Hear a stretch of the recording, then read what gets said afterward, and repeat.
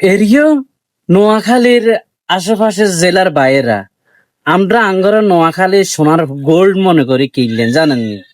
এ আল্লাহওয়ালা কোরআন রিসার্চকারীর, হ্যাঁ, কোরআন রিসার্চকারীর মুখে শুনুন উনি কি বলে, একটু শুনুন।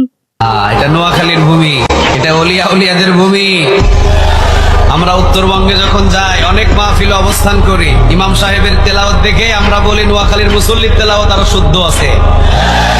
প্রতিটা নোয়াখালীর এক একজন মুসল্লির এমন যোগ্যতা আছে, অন্যান্য এলাকার খতিবের চাইতে যোগ্যতা নোয়াখালীর মুসল্লিদের বেশি আছে। চিৎকার দিয়ে বলেন আল্লাহু আকবার।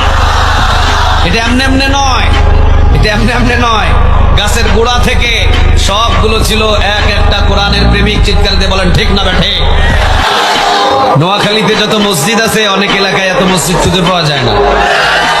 নোয়াখালীতে এখনো পর্যন্ত সকালবেলা প্রতিটা মুসলিম ঘর থেকে বক্তব্যে ছোট ছোট বাচ্চারা রওনা দেয়। চিৎকার দিয়ে পড়েন আল্লাহু আকবার।